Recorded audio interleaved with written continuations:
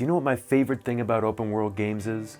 It's that they take you to these magical, fantastical, far-off places, whether they be rooted in reality or completely made up or whatever. But they take you to these places that are just so engrossing and expansive and just cool to look at. And then the best open world games, they let you blow it up once you're done looking at it.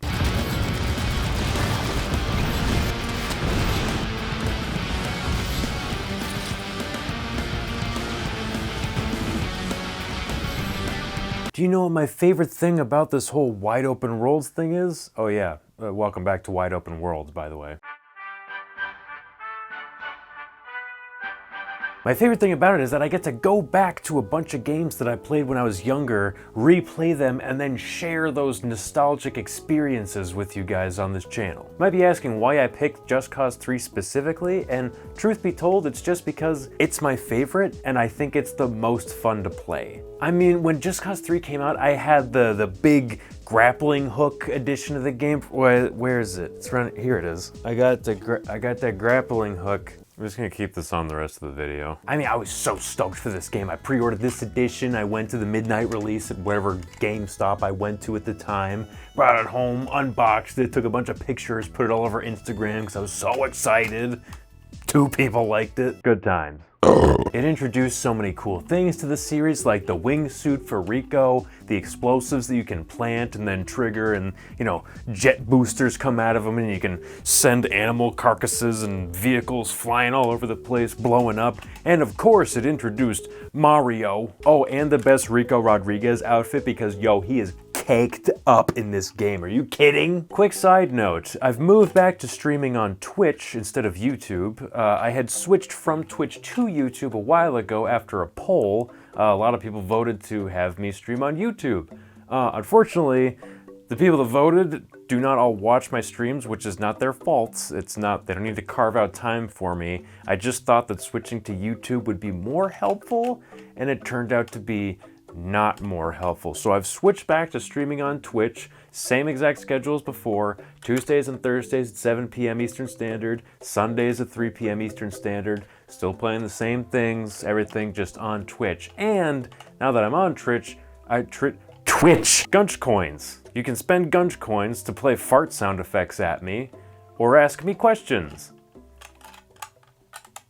Back to the video. The open world of Medici is absolutely beautiful. I mean, this game came out in 2015 and it's got so many different biomes you can go to. You got snowy mountains, you got volcano, you got fast rolling hills, you got these long stretches of water that you either need a really good wingsuit flight or a boat to get across. It's not the most varied open world I've ever played in, but I believe that it could exist. It's not so outlandish that it becomes crazy. Oh, and you can't forget about all the nice big military bases that are just kind of peppered all over the country for you to blow up.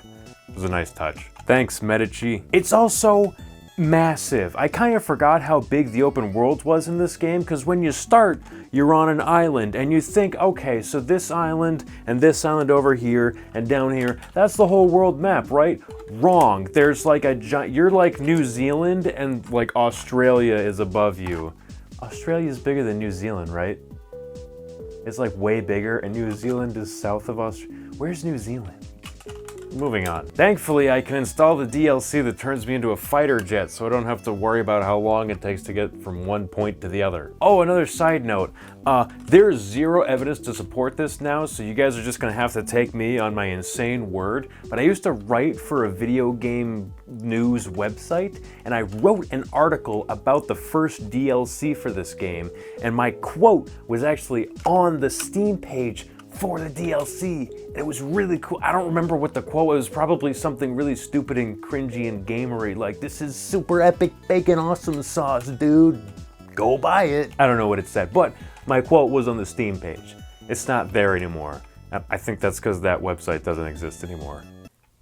So something we talk about a lot in this series is traversal methods. Is it fun to explore your open world? Is it satisfying to get from one point to the other where maybe I don't even feel the need to fast travel? And the case in Just Cause 3 is that, yeah, it's got some damn good traversal. The wingsuit grappling hook combo, oh baby. Honestly, the jet wingsuit kind of butchers the wingsuit a little bit. It's more fun when you have to slingshot yourself and you don't have to just hold down right trigger to boost across the mountaintop. It's more fun to use the slingshot method. It's so fun though, and there's so much to see. This game is just beautiful. Like I said before, this game came out in 2015 and it still looks really, really good. That's kind of what the Just Cause games were known for after a certain point, but like, dang, it looks good. Now, something that's a big oversight with this game is that there are a lot of cars that you can drive in this game, like a lot of different cars. And you don't need to drive any of them because you can fly everywhere and it's way faster. I feel bad for whoever had to like program and code all the cars in this game because I guarantee you less than 1% of the people that played this game ever set foot in a regular car that wasn't a tank or armored vehicle or something at some point, or didn't have to do it for a mission. Nobody would use the cars. I know that itchy. There are things you can do in the side challenge missions, and some of them involve using vehicles, so you might use cars for that, but the thing is, the only thing you unlock from doing the car challenges are upgrades to cars. So if you don't drive cars, there's no point in doing the challenges other than I hate myself and I have to 100% this game. Something else this game has going for it, and it might just be a me thing personally, but I really like in open world games where the game just shuts up and lets you loose in the open world. This game has an intro mission that's like higher than giraffe nuts. You come in on an airplane and you're shooting RPGs at anti-aircraft guns sky high, and it's awesome. It's amazing. It's like a Mission Impossible stunt to start the game. And then there's some cutscenes and stuff, and you get your wingsuit and you get your upgraded grappling hook, and within like 25 or 30 minutes, here you go. Here's like the whole open, you can just go and start liberating towns, blowing up bases. You don't have to wait for the story to catch up to you. You can just go start blowing stuff up. Now, yes, you do unlock some things playing through the story. There's some weapons that you only get by beating story missions, but it really doesn't matter because it's just different ways to blow stuff up. You're just fine with the weapons you have from the start, really and honestly. Maybe you want to take a minute to do the jet wingsuit DLC just so you can get that because it is really strong. Now, here's something I don't like about the open world in Just Cause. Remember how I mentioned before how you start in kind of like a smaller area and then at some point you zoom out on the map and you go, whoa, there's way more land than I thought there was. Here's my problem with that big landmass north of where you start. You would think that it would have a ton of bases and provinces. It's got a lot of empty space. That top area, I think, has fewer bases and towns than the bottom part of the map that's significantly smaller. So even though it feels like there should be a lot more, you don't really get there until like the second half of the game, and there's just not as much to do up there. I mean, you still get to blow stuff up, and some of the bases are like really fun to take down, but I don't know, it feels like it could be a little bit more densely populated, you know? Maybe they tried to make it realistic. There wouldn't just be town, town, town, town, over and over. There would be open spaces, there's farmland, there's mountains, there's volcano. I get it. And what would the open world in a Just Cause game be without blowing stuff up? And boy, oh boy, does this game love stuff blowing up. This is one of the most blowy uppy games I think I've ever played, and I love it for that. Everything explodes. Things that shouldn't explode, explode. It's awesome. Now remember how I was saying earlier how you can just explore the open world? You can do that, but something that I like about the story of this game is that the story missions actually take you pretty much all around the whole map and let you explore everything. It's not like some other games where the story only takes you through part of the map and then the rest of it is just like there. The story uses pretty much the whole map, and I don't know, that just feels good, I guess, compared to... Don't make me say it. Here's something I can tell you that is straight up bad about this single player game. It always wants to be online so it can compare your scores and records with all your friends. Like I care. Problem is, it keeps reconnecting and then disconnecting and then reconnecting and disconnecting. It doesn't matter how good my internet is. It did it when I was on my Xbox One when I played it when it launched. It does it on my PC now. 8 years later, the stupid Square Enix service just keeps disconnecting, and then I say I want to play offline, and then at some point it just decides to go back online again, and then it disconnects, and then I pick offline mode again. We go around and around in a big fucking circle. I'm good. Look, I already know there's gonna be people in the comments that tell me this wasn't even the best Just Cause to cover. It's not the best one of the series. I like 2 more, I like 4 more. I don't think anybody likes 1 more. That game's pretty boring, but I know someone's gonna tell me I'm wrong.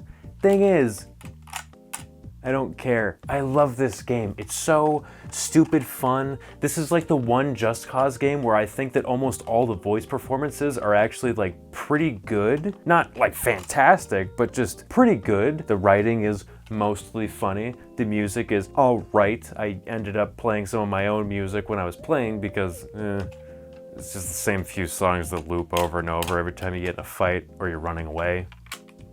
Snore. It's not as good as Sunset Overdrive. Okay, Sunset Overdrive, I basically started this series with like the low bar and the high bar. Forspoken is the low bar, Sunset Overdrive is the high bar, and Just Cause is closer to Sunset Overdrive than it is to Forspoken. So it's still pretty good. It's dumb fun. Things blow up. I like it. Just Cause 3 is like Five Guys burgers. You know, it's not filet mignon, but it's tasty. It's got that nice charbroiled crust on the outside. And it's just like in Just Cause, because you're killing people.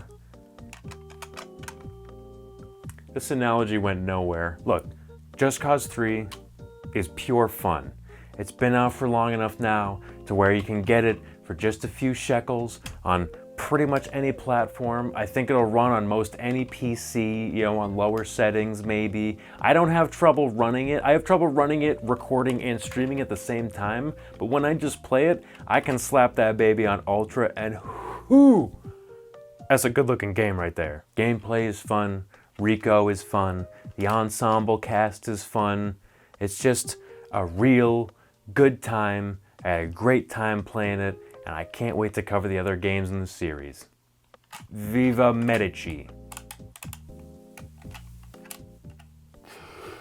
Thank you guys so much for watching. If indeed you've made it this far, I greatly appreciate it. Make sure you like, you comment, you subscribe so you never miss another video or short from yours truly. Make sure you follow my Twitch, twitch.tv/resetget. 3 streams a week over there, plus viewer rewards and all kinds of fun stuff. I would like to take a moment to thank my YouTube members, the Reset Gang. Zonzultan, Nick, Donnie, Blue Hornet 632, Agent Lion, Papa Salvo, Booster Amanda, my wonderful girlfriend Taylor, Hotspur, and I Like Juice. I'm gonna start adding my Twitch subs to this list as soon as I figure out how to see my Twitch subs, because I couldn't figure out how to find them. Sorry. And make sure you tune in for the next video where I go to the bathroom and I put one leg over the toilet seat and I put one leg under the toilet seat. Stay tuned.